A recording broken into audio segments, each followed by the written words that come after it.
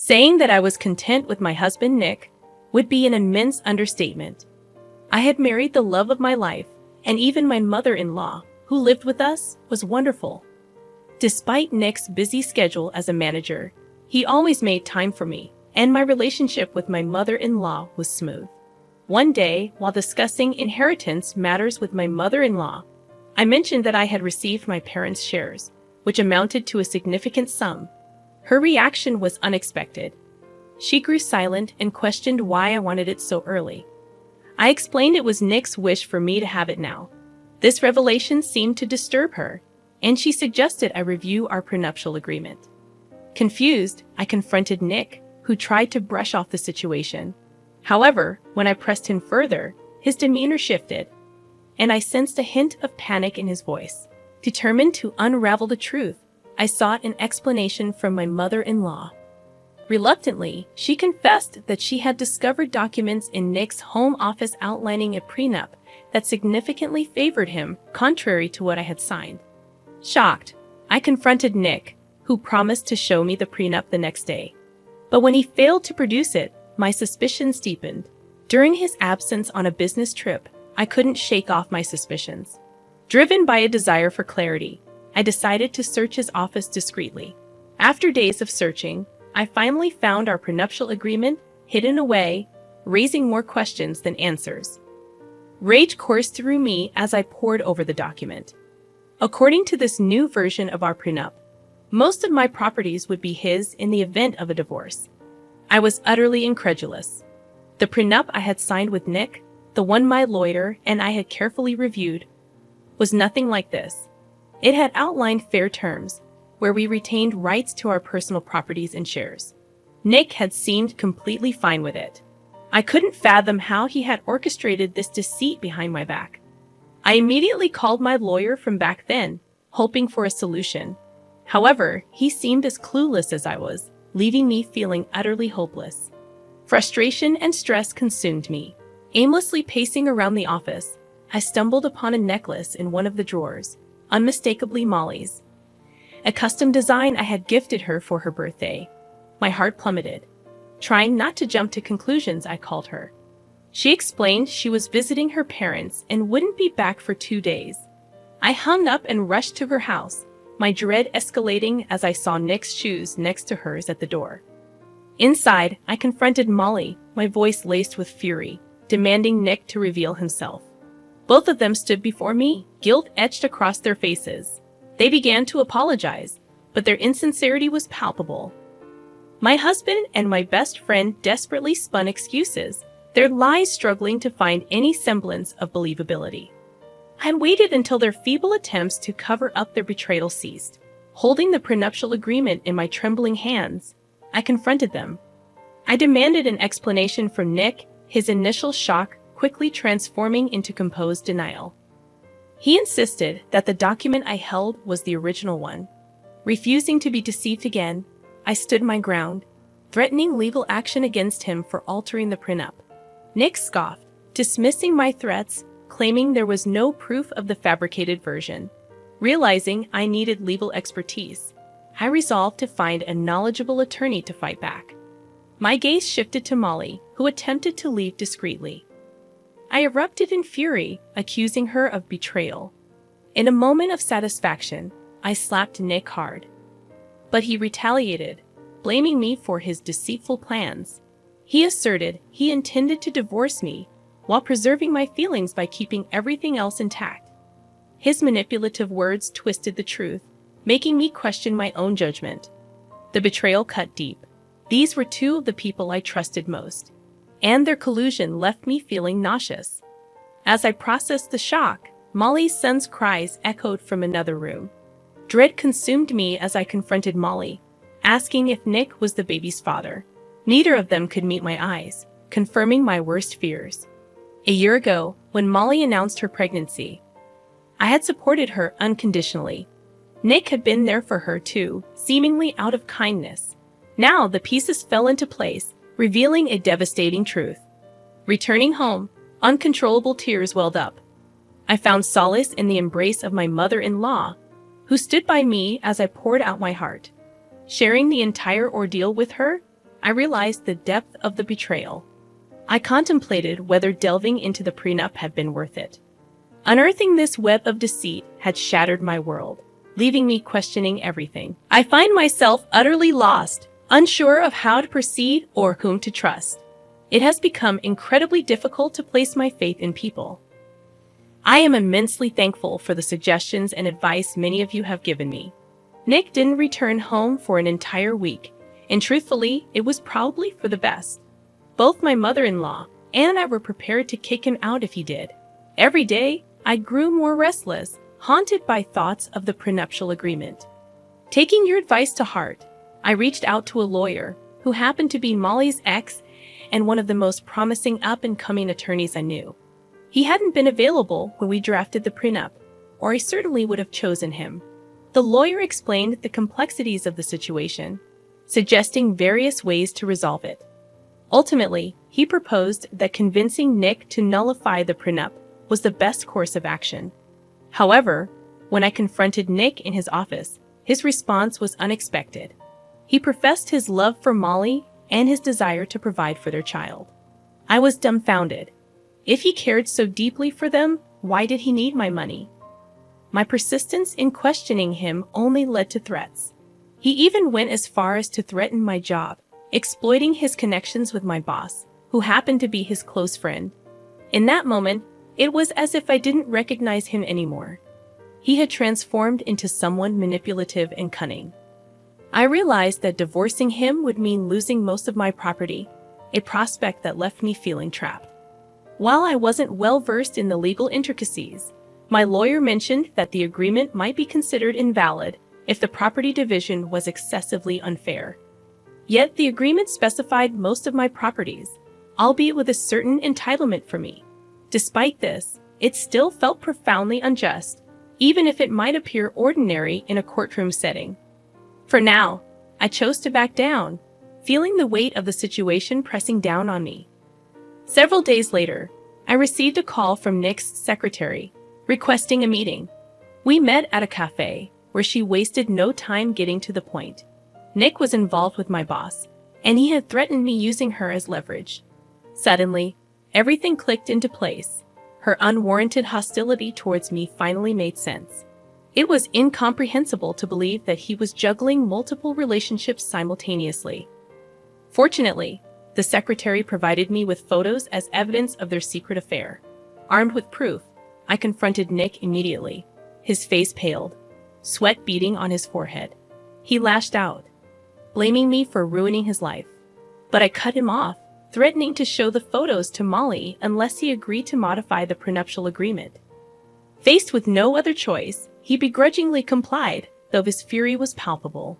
In the following week, we met to revise our prenup agreement. Nick seethed with anger throughout the process, his rage evident to anyone present.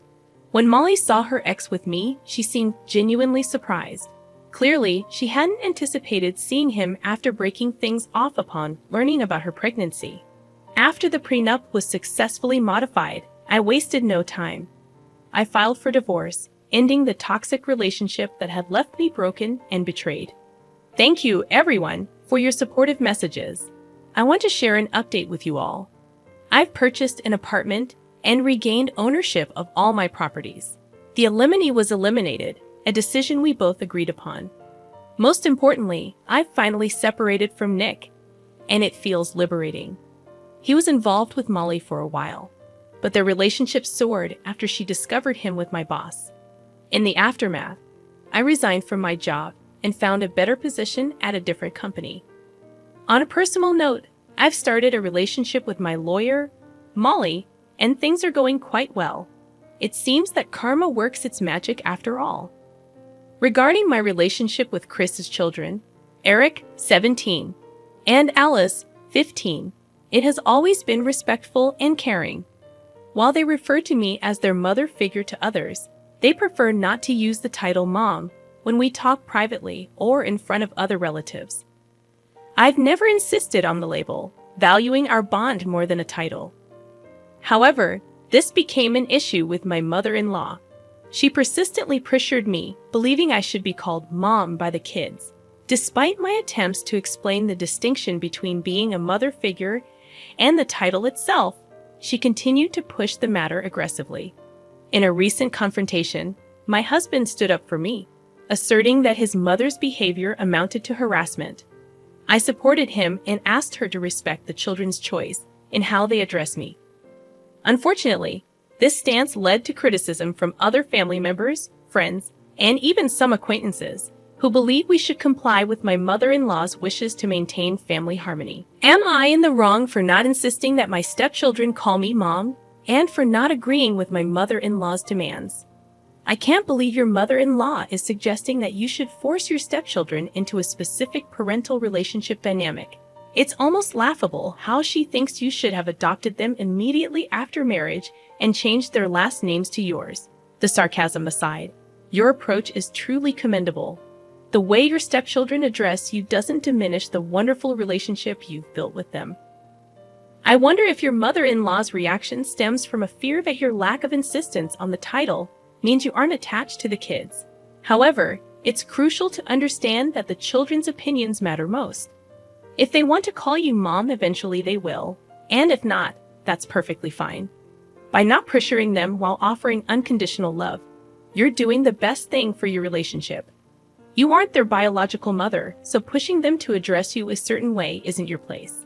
The kids should have the freedom to express their preferences within the boundaries set by you and their father.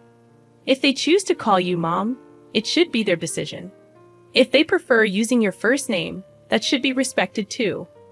Frankly, it's quite odd for your mother-in-law to get so worked up about this, especially after a decade into the marriage. I wonder if there might be something else going on with her health or emotions. Regardless, you're definitely not in the wrong here. I'm 26 years old, and I'm pregnant with my first child. My husband, Harry, and I are thrilled about it. We recently announced our pregnancy during a family party. Most people were excited for us, except for my sister-in-law, Jonah. She's 34 years old and happens to be best friends with my husband's ex-wife, Elisa. Elisa and Harry had a short-lived marriage in their early 20s, and it ended due to her infidelity. I met Harry almost 3 years after his divorce, and we hit it off instantly. We're now happily married and expecting our first child. However, Jonah believes that I somehow stole her brother away from Elisa, and that Harry still has feelings for his ex. Jonah frequently brings up Elisa in conversations with me, usually when Harry isn't around. While it was initially a minor annoyance, her comments escalated after I announced my pregnancy. She started suggesting that I should name our baby Elisa if it's a girl, which really bothered me. One evening, at a party celebrating Joanna and Theo's 5th wedding anniversary, she mentioned the Elisa name suggestion again.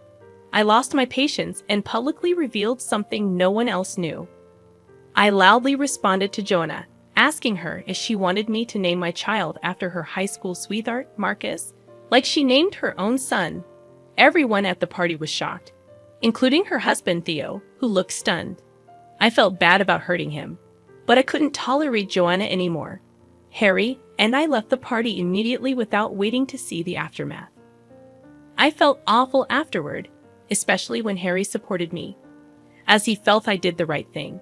However, his mother called and criticized me for my outburst, saying that I should apologize to Joanna and claim it was a joke. I was already upset with Jonah's comments, and Harry's mother's call made things worse. I declined to apologize and told her to pay attention to what her daughter says to others instead. She also called Harry, and they argued about the situation. She insisted she wouldn't see Harry unless we apologized to Joanna and Theo. Harry is firm about not apologizing, and I feel terrible because I know how much he values his family, and now they're not speaking to him because of what I said. I might have overreacted a little, and maybe I should just apologize and get this over with before it goes any further. What if Theo leaves Jonah? Did I ruin their marriage? Should I apologize, or am I right here? I really don't know what I'm supposed to do. I don't want to see Harry upset, but I also don't think Joanna deserves my apology.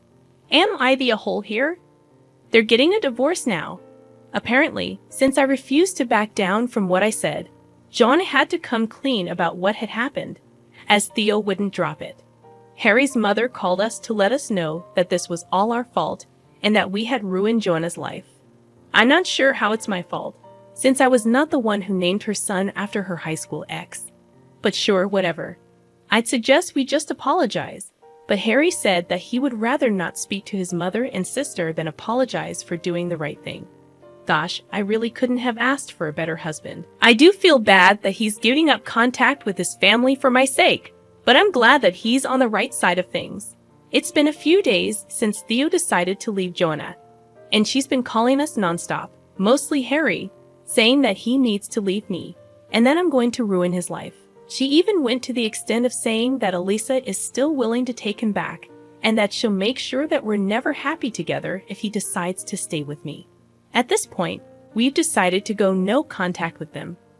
I've already blocked her and her mother from all my social media accounts, and Harry's doing the same. He doesn't even look upset anymore, just outraged that his mother and sister are being this crazy and awful. I know there hasn't been an update for really long, but that's because of all the craziness that we've had to deal with over the past few weeks. So to fill you guys in real quick, Theo decided to file for divorce and seek full custody of their son. He moved out within a few days of their marriage anniversary and has been living with one of his friends. We've managed to keep in touch, and I even apologized to him for whatever happened. But he ended up thanking me for bringing up the truth. Apparently, he'd always suspected that the name Marcus had meant something to her since she had gone ballistic when he dared to even suggest another name and even threatened to leave him over this. That's why he had no option but to let her name their son Marcus. But